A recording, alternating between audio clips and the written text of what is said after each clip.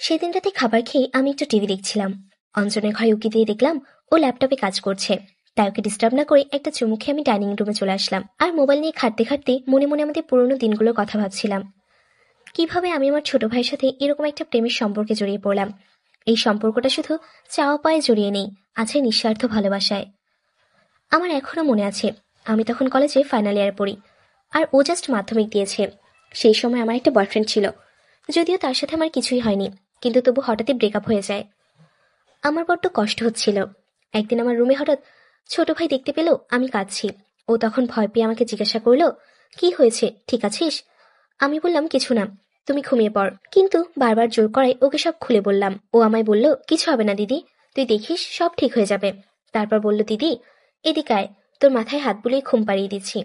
আমি বারণ করলাম, কিন্তু কে শোনে কার কথা। ও তাও আমার মাথাটা কোলে নিয়ে খুব মন দিয়ে ম্যাসাজ করে দিতে লাগলো।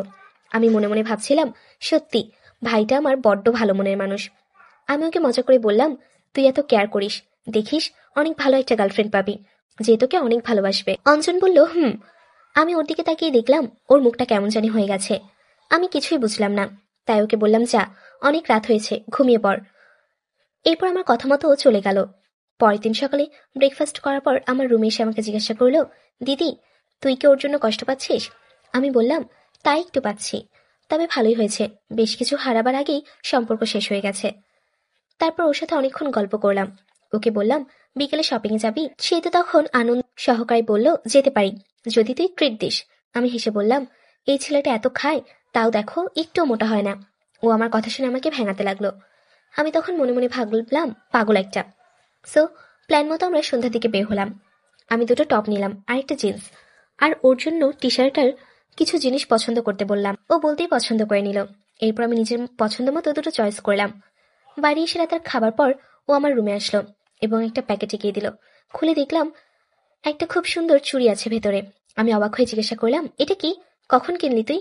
আমাকে বলল, তুমি পড়লে আমি অনেক খুশি হব। আমি অবাক হলে মনে মনে বেশ খুশি হলাম। এই বেশ কিছুদিন পর একদিন আমার খুব জ্বর আসলো। রাতে অনেক কষ্ট হচ্ছিল, তাই বাধ্য হয়ে আমি ওকে বললাম, ভাই যদি জেগে থাকিস তো আমার রুমে এসে একটু জল দিয়ে যা প্লিজ। একটু পরে ও আমার রুমে এসে আমার অবস্থা থেকে ভয় পেয়ে গেল।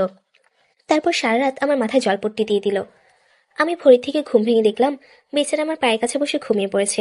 ওকে দেখে আমার মনটা কেঁদে উঠল। মনে মনে ভাবলাম, বেচারা সারা রাত আমার জন্য এভাবে জেগেছিল, তাই ওকে খাটে শুয়ে দিয়ে ওর গায়ে একটা চাদর দিয়ে দিলাম। আমার জ্বর তখন একটু কমে এসেছে। তারপর সকালে উঠে সারাদিন আমার খোঁজ খবর নিতে থাকলো। ও এমনিতে আমার কেয়ার করতো আগে থেকেই, বাট এবার যেন একটু বেশি মনে হচ্ছিল ব্যাপারগুলো, যেন একটা পজিটিভ ব্যাপার ছিল ওর মধ্যে। যাই হোক, আমি কিছু বললাম না, ভাবলাম হয়তো আমাকে নিয়ে বেশি চিন্তা করছে। এভাবেই সব চলতে থাকলো। জাস্ট একটা জিনিস লক্ষ্য করলাম, ওর আমার প্রতি কেয়ার জিনিসটা অনেকটা বেড়ে গেছে। মাঝে মাঝে মনে হচ্ছিল ও আমার গার্জিয়ান। জিনিসটা আমার একটু ভালো লাগলো, একটু আজবও লাগছিল। কোনো বয়ফ্রেন্ড তার গার্লফ্রেন্ডকে শাসন করছে এমন লাগছিল আমার কাছে। এই বেশ কিছুদিন পর একদিন রাতে আমি বাথরুমে যাওয়ার সময় দেখতে পেলাম ওর রুম থেকে কেমন যেন একটা আওয়াজ আসছে। এরপর ওকে ডেকে কোনো উত্তর পেলাম না। ওর রুমে ঢুকে দেখলাম ওর খুব বাজেভাবে জ্বর এসেছে। আমি ওর কাছে গিয়ে মাথার কাছে বসলাম। তখনও বলল, দিদি প্লিজ এভাবে আমায় ছেড়ে যাস না, আমি তোকে ছাড়া থাকতে পারবো না, তুই কেন বুঝিস না?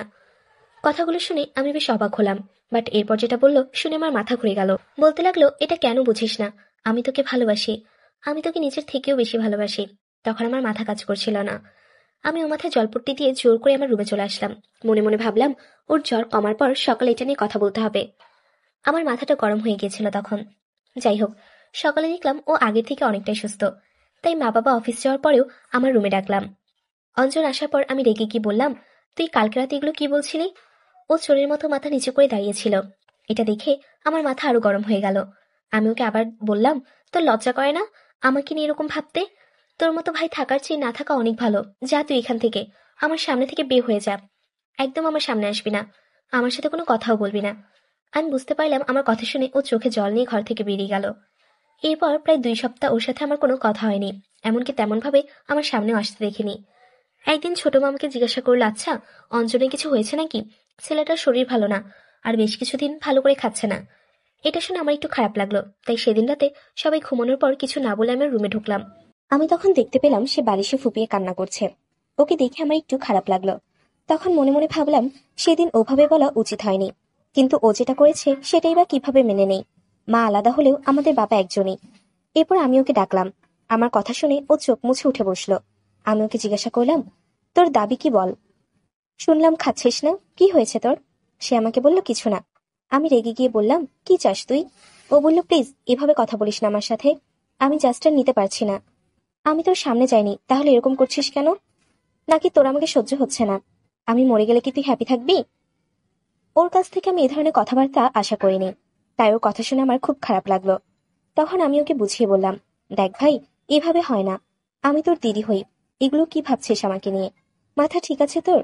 দেখ বাবু, পাগলামি করিস না, তুই অনেক ভালো একজনকে পাবি, যে তোকে সামনে রাখবে। ও আমাকে বলল, আমার কাউকে লাগবে না, আমি তোকে নিজের সবটাতেই ভালোবাসি। এই বলেই কাঁদতে লাগলো। আমায় বলল, প্লিজ আমায় ছেড়ে যাস না কারো কাছে, তাহলে আমি পাগল হয়ে যাব। আমি ওকে অনেক বোঝানোর চেষ্টা করলাম, বাট কোনো কাজ হলো না। ওর সেই এক কথা, সেও আমায় বলল, বেশ, তোকে আমায় ভালোবাসতে হবে না, আমি তোর জীবন থেকে চলে যাব, আর কখনো আমাকে দেখতে পাবি না। আমি ওকে বুঝলাম, তুই কি বলছিস এসব, তোর মাথা ঠিক আছে তো? শেষে আমি রেগে গিয়ে বললাম, কি চাস তুই? আমাকে একা পেলে তোর সব শখ মিটে যাবে তো? তোর যা ইচ্ছে কর আমার সাথে, আমি বাধা দেব না। আর চাপ নিস না, আমি এখনো কারোর সাথে লাগাইনি, তোর জন্য ভালোই হবে। আমি আগে কাঁপতে কাঁপতে ওকে সব বললাম। তখন আমার চোখে জল চলে এসেছিল। এরপর সবকিছু ফেলে দিয়ে ওকে বললাম, কি হলো, বসে আছিস কেন? চুপ করে করবি তো? কর, যা ইচ্ছে কর। আমার কথা শুনে ও একটা চাদর নিয়ে আমাকে ঢেকে দিল। তারপর হঠাৎ আমায় জড়িয়ে ধরে কাঁদতে লাগলো। আমায় বলল, দেখ, আমার তো এগুলো নিয়ে কিছু আসা যায় না, আমার সাথে কেমন এমন করছিস?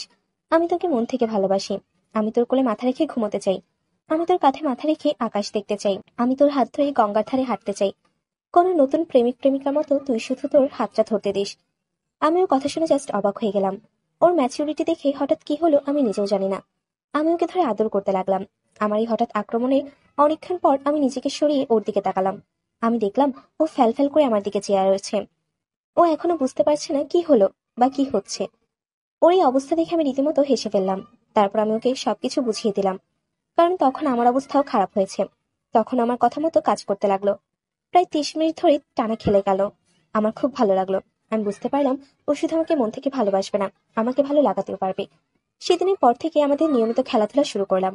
বন্ধুরা, আজকে গল্পটি কেমন লাগলো কমেন্ট করে জানাও। আসি বন্ধুরা, টাটা, বাই বাই।